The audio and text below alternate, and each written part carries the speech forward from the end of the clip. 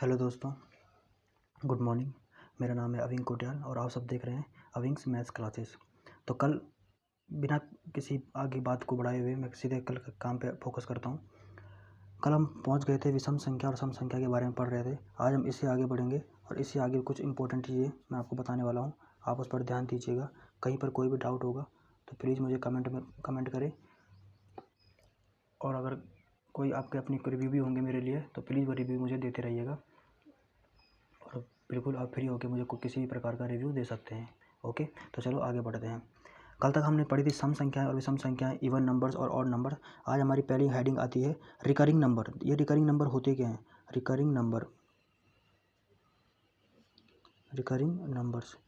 Numbers हम किसे कहते हैं, या हिंदी वाले बोले तो आवर्त संख्याएं। आवर्त संख्याएं या आवर्ती संख्याएं। आवर्त संख्याएं होती क्या हैं? आवर्त संख्याएं होती क्या हैं? देखिए, आवर्त जो संख्याएं होती हैं इसका मीनिंग इसी से निकलता है। रिकरिंग का मतलब होता है रिपीटिंग, जो बार बार नंबर क्या होते हैं, रिपीट होते रहते हैं। ऐसे नंबर्स जो बार बार क्या होते हैं, रिपीट होते रहते हैं, उनको हम क्या कहते हैं? रिकरिंग नंबर्स कहते हैं। और हिंदी वाले भी समझे कि जो आवर्त संख्या होती हैं वो ऐसी संख्या होती हैं जो बार बार क्या होती है, जिनकी पुनरावृत्ति होती है, मतलब बार बार जो क्या होते हैं, रिपीट होते रहते हैं। तो पहले हिंदी में समझेंगे, फिर उसके बाद इंग्लिश में भी समझाऊंगा मैं। ठीक है, हिंदी मीडियम वाले ज़रा ध्यान दें। ऐसी संख्याएं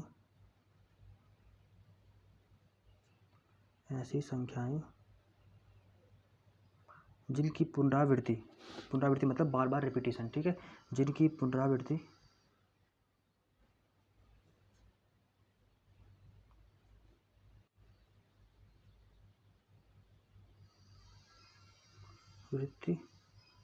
बार बार होती है, आवर्त संख्याएं कहलाती हैं। आवर्त संख्याएं कहलाती हैं।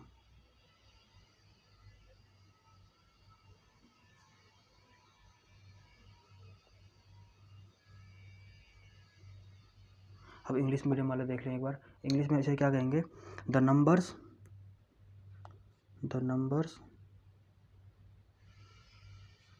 विच are repeated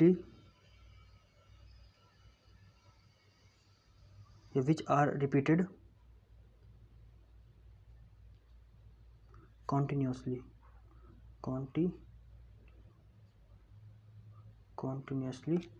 is called recurring number।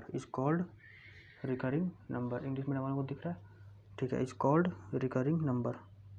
URRING, recurring numbers. ठीक है, अब इसका एक बार एग्जांपल दे देते हैं, क्योंकि बिना एग्जांपल के किसी के समझ में आएगा नहीं कि जो मैंने अभी कहा है वो उसका रियल मीनिंग है क्या। देखो, एग्जांपल ऐसे है। सपोज आपको क्या करना है, आपने एक नंबर लिखा 1/3। क्या लिखा? 1/3। यहाँ पे 10/3 लिख दिया। 10/3। अगर आप इन दोनों नंबर्स को डिवाइड करते हैं या भाग देते हैं तो आंसर हमेशा क्या आएगा? सपोज 1/3 का आंसर आएगा 0.33333। जो ये 3 नंबर है ये बार बार क्या होता रहता है? रिपीट होता रहता है, और आगे भी ये क्या होता रहेगा? रिपीट होता रहेगा। सपोज ये 10/3 है, अगर मैं लिखता हूँ 10/3 तो ये भी क्या होगा? 3.333333। ये आगे ऐसे करके सो ऑन में क्या होता है? रिपीट होता रहता है। कभी भी ये नंबर ना कहीं पे रुकता है और ना ही कभी चेंज होता है। तो ऐसे नंबर्स को हम क्या कहते हैं? रिकरिंग नंबर्स कहते हैं। तो इसको हम शॉर्ट में क्या लिखते हैं? जैसे 3 नंबर था तो हमने लिख दिया 0.3 का, इसको ऊपर एक डंडा खींचते हैं जिसको हम बार कहते हैं। 0.3 का बार। इस बार का मतलब होता है कि जो ये नंबर 3 है ये बार बार क्या हो रहा है? रिपीट हो रहा है। इस बार का मतलब क्या होता है? इस डंडे का मतलब क्या होता है कि जो नंबर 3 है वो बार बार क्या हो रहा है? रिपीट होता रहता है। सेम यहीं पे भी करेंगे। तो यहाँ पर 3.3 लिखो, एक प्लेस तक लिख लो, कोई बात नहीं। 3.3 के बाद क्या लगा दो? बार लगा दो। 3.3 के बाद क्या लगा दो? बार लगा दो। बार का मतलब क्या होता है कि यह नंबर बार बार क्या हो रहा है? रिपीट हो रहा है। ओके, तो यही था यहाँ पे रिकरिंग नंबर तक, जो आप रिकरिंग नंबर आपके समाप्त हो चुके हैं। अगर समझ में आ गया तो अच्छी बात है, अगर कहीं पर कोई डाउट हो तो आप कमेंट में मुझे बता सकते हैं। ओके, बोलो हाँ। हाँ, अब आगे बढ़ते हैं। रिकरिंग नंबर के बाद हमारे पास जो पहली श्रेणी आती है वो किस चीज़ की आती है? परमेय और अपरमेय संख्याएं। बहुत दिनों से छूट रखी थी ये। बहुत दिनों से मैं कोशिश कर रहा था कि आपको परमेय और अपरमेय संख्याओं के बारे में पूरा डिटेल में बताऊं। तो आज सबसे पहला टॉपिक वही डालते हैं, परमेय और अपरमेय संख्याएं। ठीक है, पहला डालूंगा परिमेय संख्याएं। परिमेय संख्याएं। परिमेय संख्याएं मतलब क्या होता है? Rational numbers. क्या होता है? Rational numbers. ठीक है, तो रेशनल नंबर्स होते क्या हैं, आज पता चल जाएगा कि रेशनल नंबर्स होते क्या हैं। देखो पहले हिंदी वाले देखेंगे। रेशनल नंबर ऐसे नंबर जिनको हम P अपॉन क्यू की फॉर्म में लिख सकते हैं या P बटे क्यू की फॉर्म में लिख सकते हैं, जहाँ P और Q क्या होते हैं, इंटीजर होते हैं, पूर्णांक होते हैं, तथा Q कभी भी जीरो नहीं हो सकता है। उन नंबर को हम क्या कहते हैं, परिमेय संख्याएं कहते हैं या रेशनल नंबर्स कहते हैं। क्या क्या कहा मैंने, ऐसे नंबर्स या ऐसी संख्याएं जिनको हम P अपॉन क्यू की फॉर्म में लिख सकते हैं, P अपॉन क्यू के रूप में लिख सकते हैं,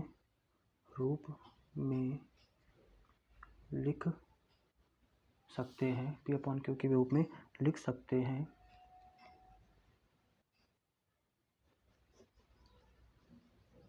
जहाँ P और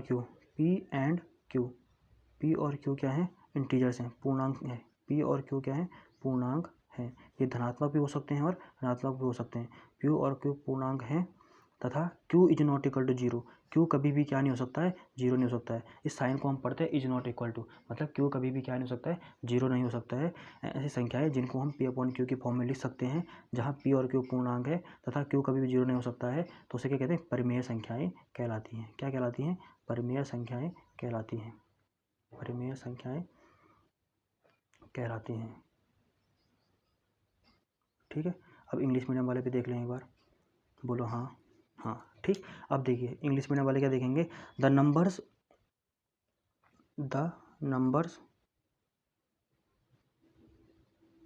which can be written in the form of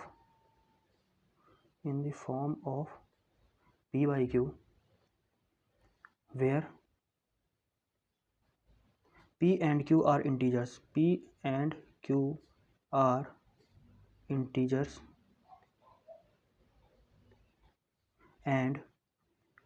Q is not equal to zero, Q कभी भी शून्य नहीं हो सकता है, is called रेशनल नंबर्स। यहाँ तक किसी को कोई दिक्कत है तो बताओ, रेशनल नंबर्स, बोलो हाँ। ठीक है, रेशनल नंबर्स। अब रेशनल नंबर की जब बात आई गई है तो इन दोनों के एग्जांपल भी हमको देखने चाहिए। एग्जांपल कैसे होते हैं, तो सबसे पहले एग्जांपल क्या आता है, सपोज मैंने एक नंबर ले लिया जीरो, मैंने क्या लिया, जीरो। क्या ये रेशनल नंबर है, जी बिल्कुल ये रेशनल नंबर है। क्यों, अगर मैं जीरो के अपॉन में वन लिख दूँ तो क्या ये P अपॉन क्यू की फॉर्म में नहीं लिखा, और इसका Q है जो P ऊपर हो गया न्यूमिनेटर और डिनोमिनेटर क्या हो गया, हर। अंश क्या हो गया, न्यूमिनेटर P और डिनोमिनेटर क्या हो गया, हर क्या हो गया, वन। तो क्या ये P अपॉन क्यू की फॉर्म में नहीं लिखा मैंने, P अपॉन क्यू की फॉर्म नहीं है ये।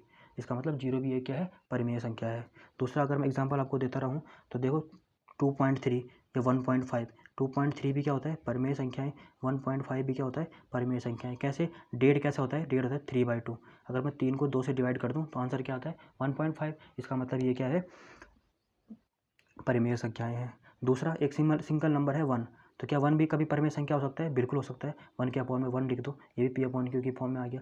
2, 3, 4 कभी हो सकते हैं, बिल्कुल हो सकते हैं। 2 के अपॉन में भी वन डाल दो, या 2 के अपॉन 3 के अपॉन में वन डाल दो, 4 के अपॉन वन डाल दो। क्यों, क्योंकि जिस नंबर के डिवाइड में कुछ नहीं होता है, जिस नंबर के अपॉन में या हर में कुछ नहीं होता है, हम अपनी तरफ से वहाँ पे वन पुट कर सकते हैं, अपनी तरफ से हम वन पुट कर सकते हैं। उस नंबर की वैल्यू में कोई भी चेंज नहीं आता है, उस नंबर की वैल्यू में कोई भी चेंज नहीं आता है। ठीक है, ये क्या रूट पे भी हो सकते हैं। कोई पूछेगा कि क्या ये परिमेय संख्याएं नेगेटिव हो सकती हैं, नेगेटिव हो सकती है बिल्कुल। -3/2 लिख दो, -3/2, ये परिमेय संख्याएं नेगेटिव भी हो सकती हैं। कोई पूछेगा क्या ये परिमेय संख्याएं रूट में भी हो सकती हैं, तो परिमेय संख्याएं जी रूट में भी हो सकती हैं। जैसे √7/63 लिख लो, मैंने लिखा √7/63। क्या ये परिमेय संख्या नहीं है, बिल्कुल है, क्योंकि 7 9 जा कितना होता है, 7 9 जा 63, और √1/9 बन गया। ये क्या बन गया, 1/9। तो 1 का अंडर रूट अगर खोलेंगे तो 1 ही निकलेगा, और 9 का क्या होता है, 3। तो ये आंसर क्या आ गया, 1/3। इसका मतलब रूट के अंदर भी परिमेय संख्याएं हो सकती हैं। परिमेय संख्याएं क्या हो सकती हैं, रूट के अंदर भी हो सकती हैं। ठीक है, अगर अभी यहाँ तक परिमेय संख्याओं में किसी को कोई दिक्कत है तो मुझे कमेंट करें। बाकी अब आगे बढ़ते हैं अपरिमेय संख्याओं की ओर। तो दूसरा क्या है, अपरिमेय संख्याएं, बोलो हाँ। क्या बोलो, हाँ, अपरिमेय संख्याएं। देखो अपरिमेय संख्याएं जो इरेशनल नंबर होते हैं, इसकी दो छोटी सी, सबसे पहले तो छोटी सी लैंग्वेज आए, इरेशनल नंबर। इसकी जो डेफिनेशन है वो एक छोटी सी है। छोटी सी कैसी? जो संख्याएं परमेय संख्याएं नहीं होती हैं, इसका मतलब वो क्या होंगी फिर? अपरमेय संख्याएं। ऐसा हर एक नंबर जो क्या है, परमेय नहीं है, तो वो क्या होगा फिर? अपरमेय। ठीक है, तो चलो पहले हिंदी में वाले देख लेते हैं। अपरमेय संख्याएं, जो संख्याएं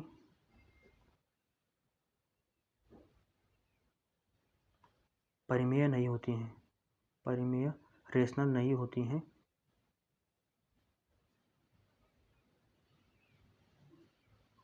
वे संख्याएं क्या कहलाती हैं? अपरमेय संख्याएं कहलाती हैं। वे संख्याएं अपरमेय संख्याएं कहलाती हैं, सॉरी परमेय संख्याएं कहलाती हैं। ओह सॉरी, अपरमेय चल रहा था। वे संख्याएं अपरिमेय संख्याएं कहलाती हैं। जो परमेय नहीं होगी वो क्या होगी? अपरमेय संख्याएं कहलाती हैं, संख्याएं कहलाती हैं। ठीक है, अगर इसको और करके मैं एक और डेफिनेशन लिखना चाहूँ हिंदी में ही, तो हिंदी में क्या होगी? ऐसी संख्याएं जिनको हम पी अपॉन क्यू की फॉर्म में नहीं लिख सकते हैं, जहाँ पी और क्यू क्या इंटीजर हो और Q is not equal to 0 हो, अपरमेय संख्याएं कहलाती हैं। ऐसी संख्याएं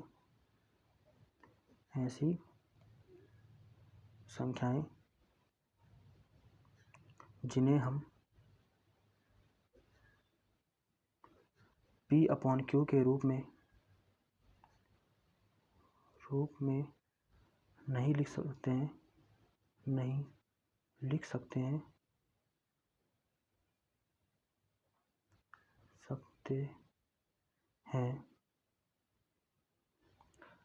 जहाँ पी और क्यू पूर्णांक हैं तथा Q is not equal to 0 हो, अपरमेय संख्याएं कहलाती हैं। अपरमेय संख्याएं कहलाती हैं। क्या कहलाती हैं?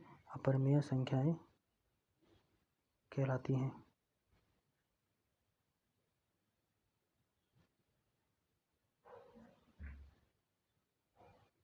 ठीक है, अब अगर इंग्लिश मीडियम वालों को बोलूँ तो इंग्लिश मीडियम वाले क्या लिखेंगे? जो संख्याएं परमेय नहीं होती हैं, the numbers which are not rational, the numbers, तुम्हारी फर्स्ट डेफिनेशन है। ठीक है, the numbers which are not rational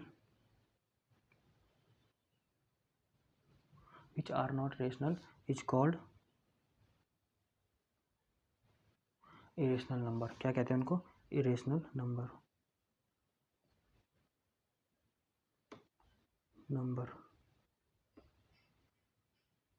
numbers. ठीक है, ये तुम्हारी शॉर्ट डेफिनेशन हो गई।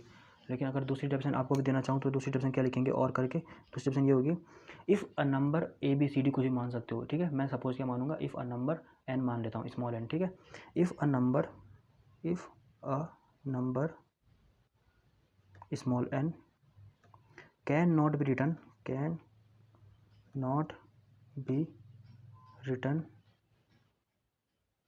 in the form of p by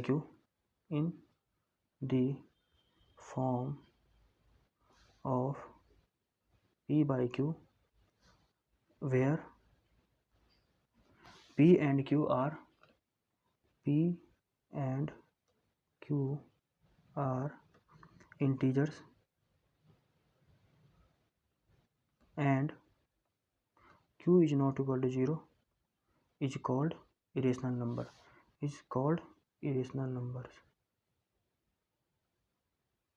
बोलो हाँ, इरेशनल नंबर्स। ठीक है, ये आपकी परमेय संख्याएं और अपरमेय संख्याएं, रेशनल और इरेशनल दोनों नंबर की डेफिनेशन खत्म हो गई यहाँ तक। ठीक है, किसी को अगर स्क्रीनशॉट लेना हो तो अभी ले सकता है, किसी भी चीज़ का अगर स्क्रीनशॉट लेना हो तो आराम से ले सकता है। ठीक है, अब आगे बढ़ते हैं। इरेशनल नंबर के एग्जांपल बताता हूँ, इरेशनल नंबर कहते हैं किसे। ठीक है, इरेशनल नंबर्स के एग्जांपल क्या क्या हुए वो भी आपको बताए जाएंगे। ठीक, अब आते हैं एग्जांपल्स ऑफ इरेशनल नंबर या अपरिमेय संख्याओं के उदाहरण क्या होते हैं? इसके उदाहरण सारे, इसके एक डेफिनेशन है बस। डेफिनेशन ऐसी है, जिन संख्याओं का हम स्क्वायर रूट प्रॉपर्ली नहीं निकाल पाते हैं, जिन संख्याओं का वर्गमूल हम पूर्णतया नहीं निकाल पाते हैं, उनको ही क्या कहते हैं? अपरिमेय संख्याएं। ठीक है, जिन संख्याओं का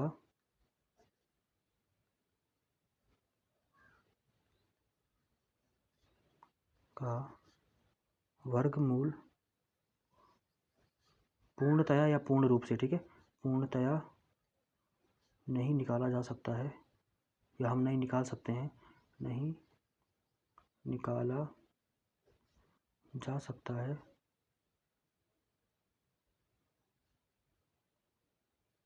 अपरिमेय संख्याएं कहलाती हैं। क्या कहलाती हैं? अपरिमेय संख्याएं कहलाती हैं। अपरिमेय संख्याएं कहलाती हैं, कहलाती हैं। ठीक है, आया? ओके। मतलब इसका मतलब क्या हुआ कि जैसे एग्जांपल बताऊंगा, अभी इंग्लिश मीडियम वाले समझे। The numbers which we can not find the perfect square root, the numbers या the numbers whose square root cannot be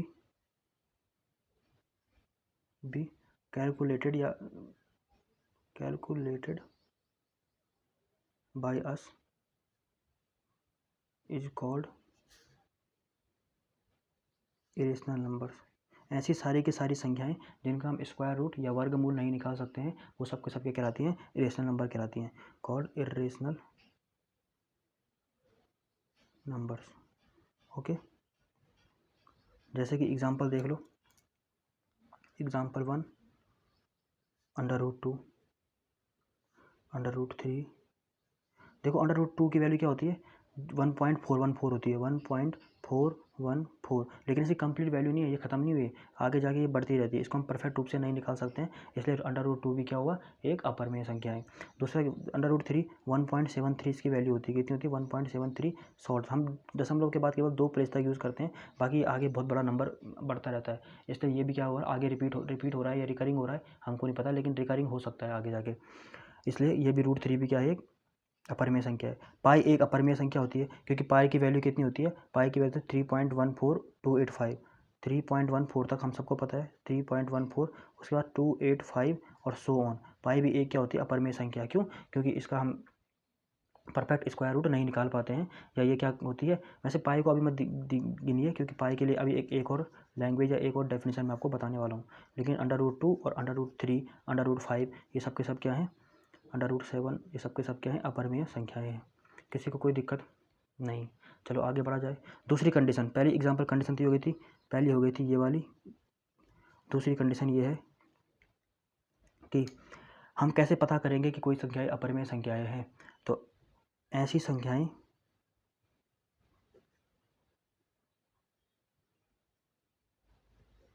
जो ना तो समाप्त होती हैं, जो ना तो समाप्त होती हैं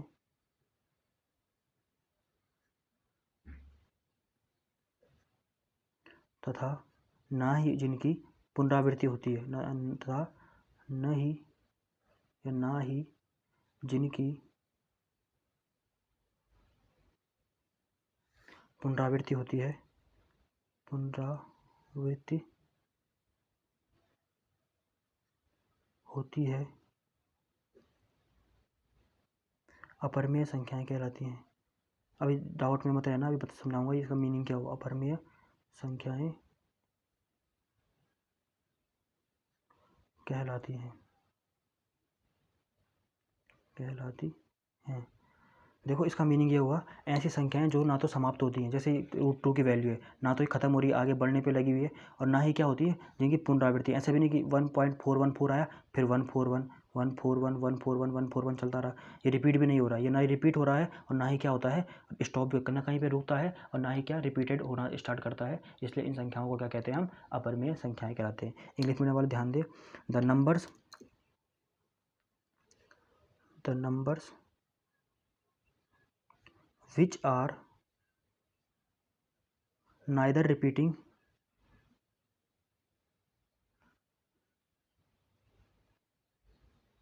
nor terminating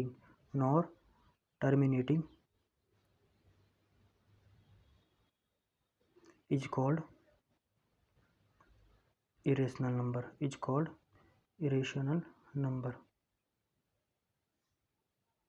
ऐसी संख्याएं जो ना तो रिपीट होती हैं और ना ही क्या होती हैं, टर्मिनेट होती हैं, इज कॉल्ड इरेशनल नंबर। उनको क्या कहते हैं, हम इरेशनल नंबर कहते हैं। बोलो हाँ, क्या कहा मैंने, ऐसी संख्याएं जो ना तो रिपीट होती हैं बार बार और ना ही क्या होती हैं, कहीं पर स्टॉप हो जाती हैं या टर्मिनेट हो जाती हैं, समाप्त हो जाती हैं, उनको हम क्या कहते हैं, अपरिमेय संख्याएं कहते हैं। जैसे पाई का वैल्यू, अब देखो पाई की वैल्यू, देखो पाई का जो एग्जांपल था मैंने पहले इसलिए मना किया था, पाई का एग्जांपल ऐसा होता है कि पाई की वैल्यू हमको केवल 2-3 स्टेप तक याद रखनी पड़ती है, 3.14 तक सबको नॉर्मली इतनी याद होगी, लेकिन ये 14 के बाद 2857 के बाद 14, फिर दोबारा से स्टार्ट होता है 14, लेकिन आगे जाके जरूरी नहीं है कि 14 के बाद फिर 2 ही आए, ये आगे जाके रिपीट होता ही नहीं है। ये इसको कंटिन्यूसली कब तक भी करते जाओ, इसकी वैल्यू आगे बढ़ती रहती है, ना तो ये रिपीट होता है ना ही कहीं पे स्टॉप होता है, ठीक है। इसलिए इसको हम क्या कहते हैं, अपरिमेय संख्याएं। इसके अगर कुछ और एग्जांपल आपको देना चाहूँ तो कुछ और एग्जांपल ऐसे हैं कि सपोज आपको टीचर ने या किसी ने भी पूछ दिया कि बताओ इरेशनल नंबर्स के और क्या क्या एग्जांपल हो सकते हैं,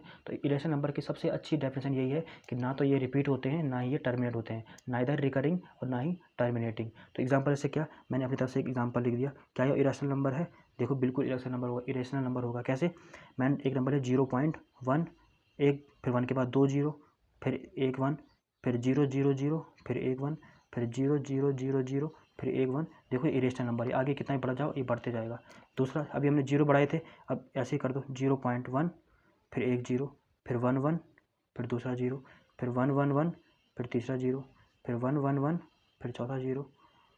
तो ये भी क्या है, ना तो रिपीट हो रहा है और ना ही रिकरिंग हो रहा है, नाइदर रिपीटिंग और नॉट टर्मिनेटिंग। इन सब एग्जांपल को हम क्या कहते हैं, ये सारे क्या हैं, इरेशनल नंबर्स के एग्जांपल है। यहाँ तक किसी को कोई दिक्कत है तो मुझे कमेंट बॉक्स में ज़रूर बताएं। इरेशनल नंबर्स, बोलो हाँ, ठीक है। इरेशनल नंबर्स की डेफिनेशन भी आपकी खत्म हो चुकी है, समाप्त हो चुकी है। अब आपके पास नई चीज़ क्या आती है, आपने भाज्य संख्याएं, अभाज्य संख्याएं सब पढ़ ली हैं, परमेय संख्याएं अपरमेय संख्याएं सब पढ़ ली हैं। अब आपके पास आता है, क्या आप जानते हैं किसी संख्या का प्लेस वैल्यू, और एक होता है प्लेस वैल्यू और दूसरा होता है फेस वैल्यू। आप किसी संख्या के प्लेस वैल्यू और फेस वैल्यू को जानते हो, तो आज इसको भी जान लेते हैं। देखो किसी संख्या का फेस वैल्यू बोले तो स्थानीय फेस को बोलते हैं जातीय मान। किसी संख्या का जातीय मान, फेस वैल्यू, किसी संख्या की क्या जातीय मान को बोलते हैं फेस वैल्यू।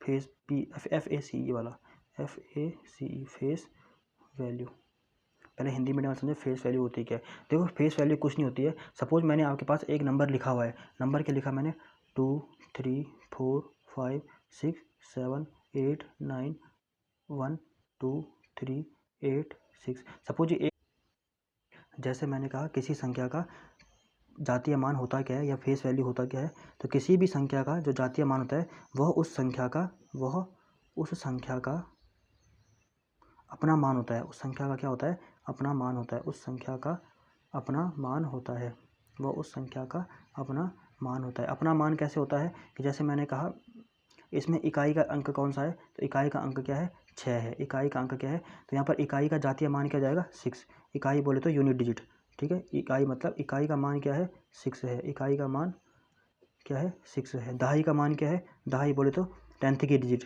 दहाई का मान क्या होता है, यहाँ पर 8 है। सैकड़ा का जो सैकड़ा बोलते हैं जिसको इंग्लिश वाले 100th बोलते हैं, तो सैकड़ा का मान क्या है, 100th की वैल्यू क्या है यहाँ पे, वो क्या है, 3 है। तो इसीलिए ये इनके क्या होते हैं, फेस वैल्यू होती हैं या जातीय मान होते हैं। आप सबको उम्मीद है समझ में आ गया होगा, ठीक है। इंग्लिश मीडियम वाले एक बार समझ लें, किसी भी नंबर का एनी नंबर्स या किसी भी नंबर का जो क्या होता है, फेस वैल्यू होता है। जो फेस वैल्यू होती है वो उसके स्वयं का मान होता है, मतलब उसका वो उस संख्या का क्या होता है, अपना ओन नंबर होता है, अपना ओन वैल्यू होती है, ठीक है। The face value of a number is the own value of the number. The face value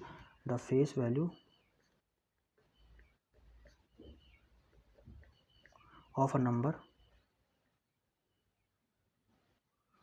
is it's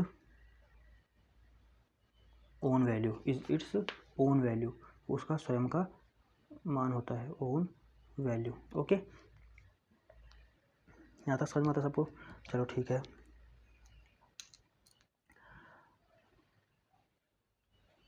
जैसे कि एग्जांपल अगर दूँ मैं, यहीं पे बोलूँगा वंथ का यूनिट डिजिट क्या है या वंथ का प्लेस क्या है, तो वंथ का प्लेस क्या है या यूनिट डिजिट बोलो, वंथ का प्लेस बोलो या यूनिट डिजिट बोलो, तो यूनिट डिजिट की वैल्यू कितनी है 6 है, ये इसकी क्या है फेस वैल्यू है। मैं कहूँगा टेंथ का प्लेस क्या है, टेंथ की फेस वैल्यू क्या है, तो टेंथ की फेस वैल्यू क्या है 8 है, टेंथ के प्लेस पे कौन है 8 है। मैं कहूँगा हंड्रेड्थ की फेस वैल्यू क्या है, हंड्रेड्थ की फेस वैल्यू क्या है, तो हंड्रेड्थ की फेस वैल्यू क्या है 3 है। ऐसे आप सो ऑन आगे तक कर सकते हैं, 1 10 100 1000 तक सबकी फेस वैल्यू निकाल सकते हैं। अब आता है दूसरी बात प्लेस वैल्यू, स्थानीय मान। स्थानीय मान कैसे निकलता है, प्लेस वैल्यू, ये तो फेस वैल्यू जातीय मान, दूसरा आता है किसी भी संख्या का स्थानीय मान। तो किसी भी संख्या का स्थानीय मान होता क्या है वो अभी हम बताएंगे, ठीक है। स्थानीय मान होता है स्थानीय मान या place value, PLACE place value. तो किसी भी नंबर का स्थानीय मान क्या होता है, देखो अभी तक हम फेस वैल्यू पढ़ के आए हैं। स्थानीय मान ऐसा होता है, सपोज मैं आपको एग्जांपल दूँ 1 2 3 4 1 2 3 4 5 6 7 8 9, तो मैं कहूँगा 9 का स्थानीय मान क्या है, तो देखो 9 का स्थानीय मान है 1 से 10, आप समझ, आपने इकाई दहाई पढ़ रखे हैं ना, तो यहाँ पे ये क्या हुआ, इकाई दहाई सैकड़ा हज़ार 10,000 ऐसे चलता रहता है, 1 से 10 100 1000। तो बताओ इसका स्थानीय मान, इसकी प्लेस वैल्यू क्या है, तो 9 की प्लेस वैल्यू क्या है, 9 की प्लेस वैल्यू, 9 की प्लेस वैल्यू है 9 इंटू 1 बोले तो 9। 8th की प्लेस वैल्यू क्या है, 8th की प्लेस वैल्यू है 8 इंटू 10, 10th के प्लेस पे है तो 8 इंटू 10 बोले तो 800। 7 की कितनी है, 7 की प्लेस वैल्यू है 7 इंटू 100, 100 के प्लेस पे है तो 7 इंटू 100 700, यहाँ पे 10 था, ठीक है ओके। और 6 की प्लेस वैल्यू क्या है, 6 की प्लेस वैल्यू क्या है, 6 की प्लेस वैल्यू है 6 इंटू 1000, 1000 के प्लेस पे है, दहाई सैकड़ा हज़ार के प्लेस पे है तो 6 इंटू 1000 बोले तो 6000 एटसेट्रा। ऐसे ही आगे बढ़ता रहेगा, आगे भी और नीचे भी। यहाँ तक किसी को कोई दिक्कत है तो मुझे कमेंट में ज़रूर बताएं, वरना बोलो हाँ, ठीक है। अब आपके पास एक्स्ट्रा चीज़ें क्या क्या आती हैं, एक्स्ट्रा चीज़ें यहाँ तक तो हो गई हैं, आपने लगभग सब कुछ पढ़ चुके हैं आप। रिकरिंग नंबर पढ़ दिए, पर में अपर में पढ़ दिए। अब लास्ट बचता है आपके पास फ्रैक्शन। क्या बचता है, फ्रैक्शन। अब लास्ट पढ़ेंगे हम फ्रैक्शन क्या होता है। लास्ट चीज़ जो हमारी बची, फ्रैक्शन क्या होते हैं, मतलब भिन्न क्या होती है, फ्रैक्शन क्या होती है और कितने प्रकार की होती है। फ्रैक्शन क्या होता है या होती है, होता है लिखते हैं, फ्रैक्शन को हिंदी में बोलते हैं भिन्न। तो भिन्न क्या होती है, ठीक है। देखो जो फ्रैक्शन होते हैं या भिन्न होती हैं वो होती हैं 3 प्रकार की। जो भिन्न होती हैं वो कितनी प्रकार की होती हैं, 3 प्रकार की। ये बताऊंगा कौन कौन सी, फिर अभी उनको डिटेल में बताऊंगा। फ्रैक्शन होते हैं 3 टाइप के। पहला टाइप फ्रैक्शन का होता है प्रॉपर फ्रैक्शन, प्रॉपर फ्रैक्शन, इसको हिंदी वाले बोलते हैं उचित भिन्न। क्या बोलते हैं, उचित भिन्न। दूसरा आता है improper fraction, improper fraction, improper fraction मतलब अनुचित भिन्न भी बोल सकते हैं, अनुचित भिन्न ही बोलते हैं इसे, क्या बोलते हैं, अनुचित भिन्न। और तीसरा और लास्ट क्या बचा, सम्मिश्र बोलो, सम्मिश्र संख्या भी बोल सकते हो, मिश्रित भिन्न भी बोल सकते हैं। क्या बोलते हैं, मिश्रित भिन्न। मिश्रित भिन्न मतलब मिक्स्ड फ्रैक्शन, मिश्रित भिन्न बोले तो मिक्स्ड फ्रैक्शन, मिश्रित भिन्न बोले तो मिक्स्ड फ्रैक्शन।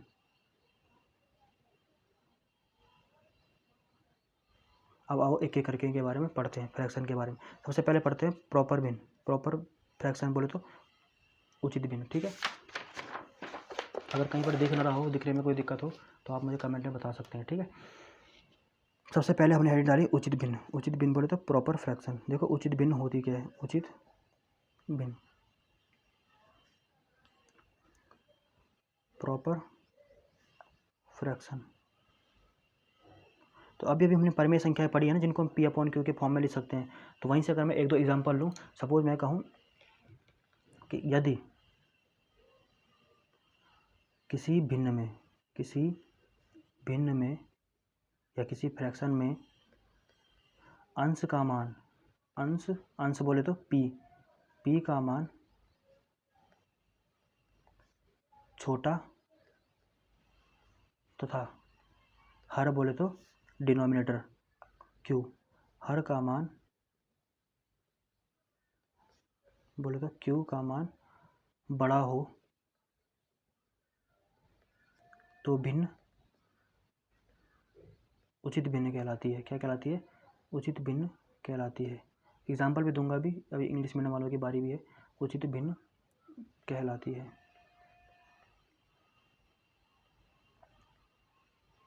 उचित भिन्न कहलाती है। जैसे यदि किसी में अंश मतलब न्यूमरेटर का मान डिनोमिनेटर से बड़ा हो जाए। सपोज मेरे पास एक नंबर है P/Q, ठीक है, जहाँ P/Q के एग्जाम्पल क्या है? 3/5। देखो जो 3 है वो डिनोमिनेटर से छोटा है कि नहीं है, तो अभी ये और आगे नहीं कट सकता है, और आगे क्या नहीं हो सकता है? कट नहीं सकता है। इसका मतलब ये क्या होगा? प्रॉपर फ्रैक्शन या उचित भिन्न। ये क्या है? उचित भिन्न है। ऐसे कोई सा भी नंबर जहाँ पर ऊपर वाला न्यूमरेटर छोटा और डिनोमिनेटर बड़ा हो। मैंने लिखा 7/8, मैंने लिखा 9/12, मैंने फिर लिखा 11/17। तो ये सब के सब के हैं उचित भिन्न के एग्जाम्पल हैं। अब इंग्लिश मीडियम वाले देखें, if in any number the value of P, the value any number, या इफ़ इन एनी फ्रैक्शन भी हो सकता है, ठीक है, एनी फ्रैक्शन, यदि किसी फ्रैक्शन में या किसी भिन्न में the value of P is less than, the value of P is less than the value of Q, अर्थात इसको क्या बोलते हैं? अर्थात p की वैल्यू लेस है q से, अर्थात p की वैल्यू का लेस है q से, then the fraction is called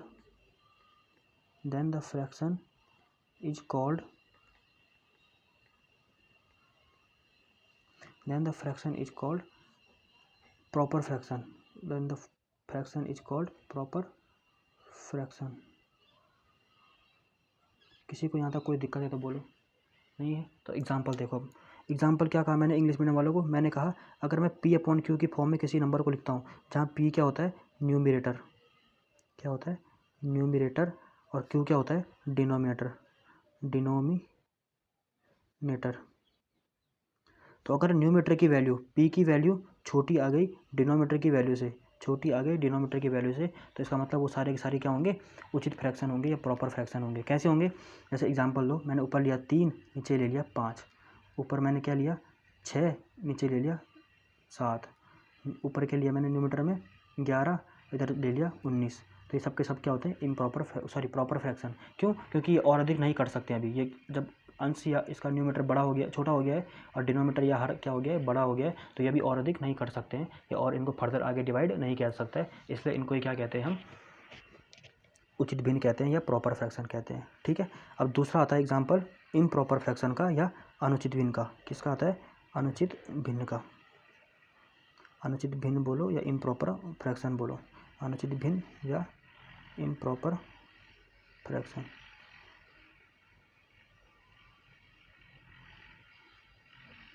ठीक है, इम्प्रॉपर फ्रैक्शन पर हिंदी में मीडियम वाला देख लो। यदि किसी भिन्न में, यदि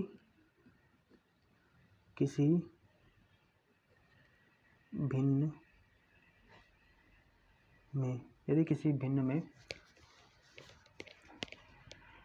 अंश का मान बड़ा, अंश का मान बोले तो p का मान बड़ा तथा q का मान छोटा हो जाए, हर बोले तो हर q का मान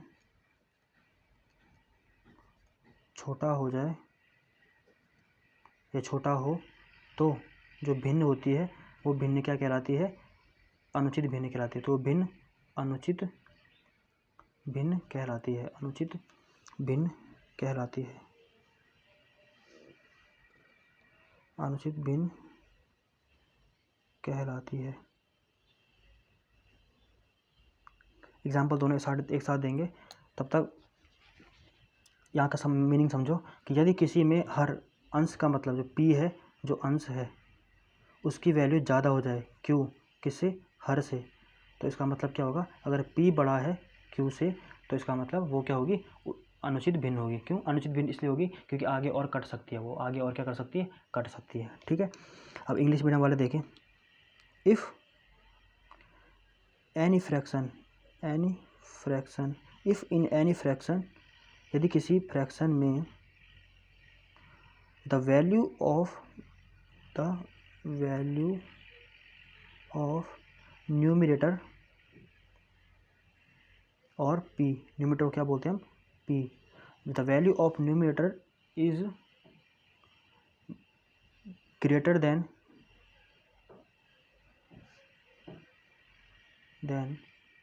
द वैल्यू ऑफ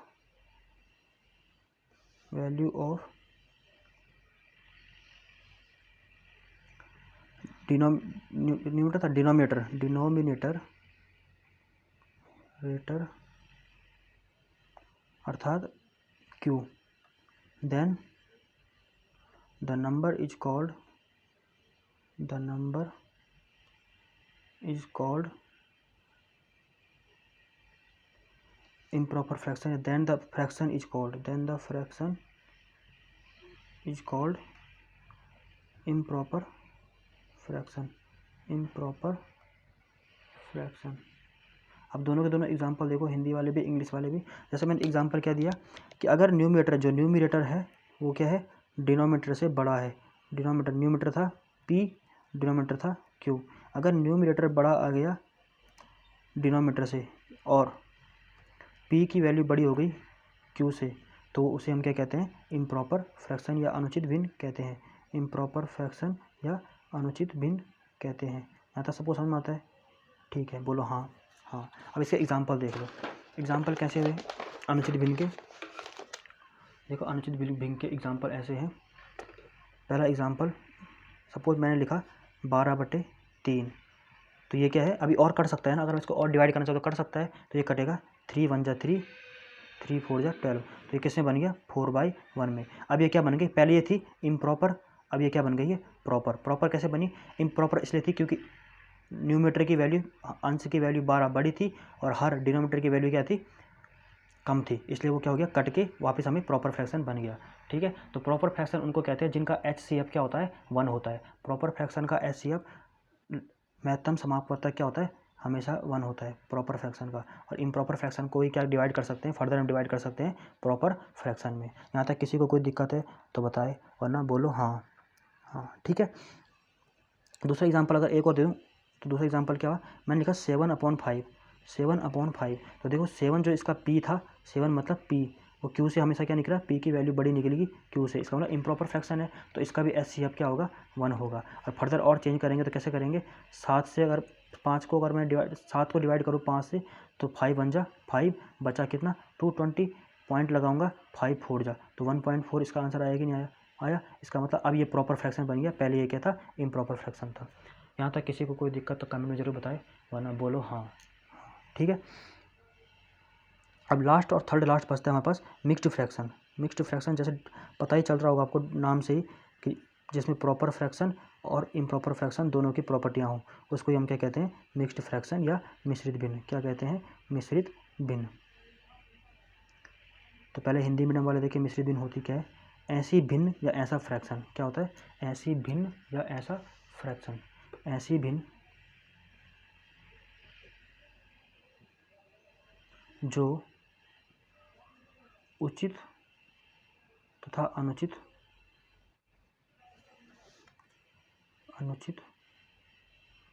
दोनों भिन्नों के मेल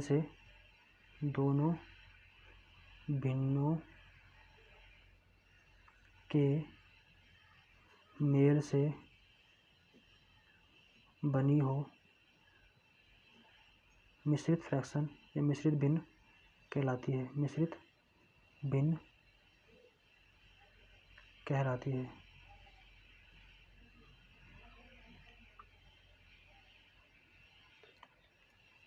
ठीक है, अब इंग्लिश मीडियम वाले समझो। The fraction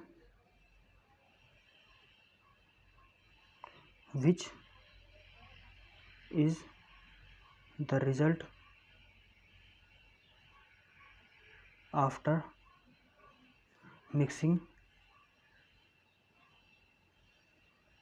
the proper and improper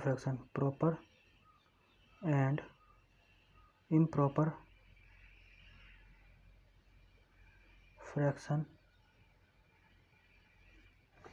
is called mixed fraction।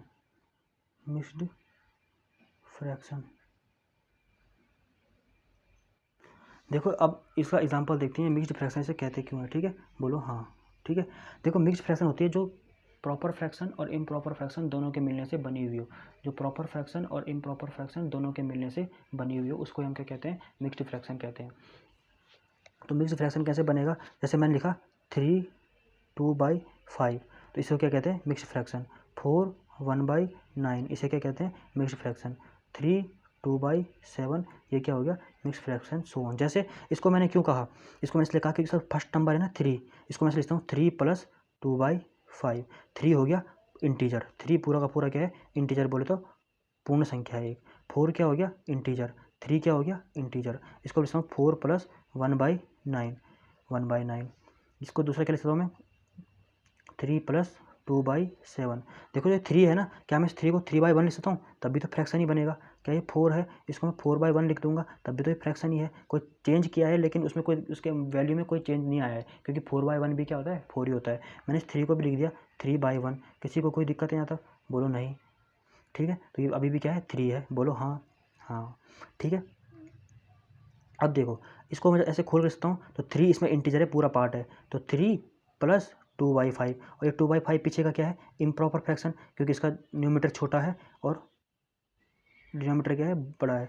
Numerator क्या है, छोटा, और डिनोमिनेटर क्या है, बड़ा। तो ये क्या है, प्रॉपर फ्रैक्शन है, जिसका न्यूमरेटर क्या होता है, छोटा, और डिनोमिनेटर क्या होता है, बड़ा होता है। ये क्या है, प्रॉपर फ्रैक्शन। तो दोनों के मेल से क्या बना, 5 3 × 15 + 2 17 / 5। तो इसका आंसर क्या है, 17/5। इसका क्या आया, 4 4 9 × 36 + 1/9, 37/9। ये अब क्या बन गया है, ये मिक्स्ड फ्रैक्शन था, अब ये इम्प्रॉपर फ्रैक्शन में कन्वर्ट हो गया। किस में कन्वर्ट हो गया, इम्प्रॉपर फ्रैक्शन में। और नेक्स्ट क्या आया, 3 + 2/7। इसको आगे सॉल्व करेंगे तो 7 3 21 + 2 22 23/7। अब ये फिर इम्प्रॉपर फ्रैक्शन में बदल गया है, 23/7 इम्प्रॉपर फ्रैक्शन में बदल गया है। बोलो यहाँ तक किसी को अगर किसी भी प्रकार की दिक्कत है तो वो मुझे कमेंट सेक्शन में ज़रूर बताए। अगर किसी को स्क्रीनशॉट वगैरह लेना है तो वो यहाँ से ले सकता है। और अंत में अलविदा, टाटा, बाय बाय। किसी को किसी प्रकार का अगर कोई डाउट हो तो मुझे कमेंट बॉक्स में ज़रूर बताएं। और किसी भी प्रकार का रिव्यू अगर देना चाहता हो तो प्लीज़ आप फ्री फील कीजिए, आप आराम से मुझे रिव्यू कर सकते हैं। धन्यवाद, बाय, टेक केयर।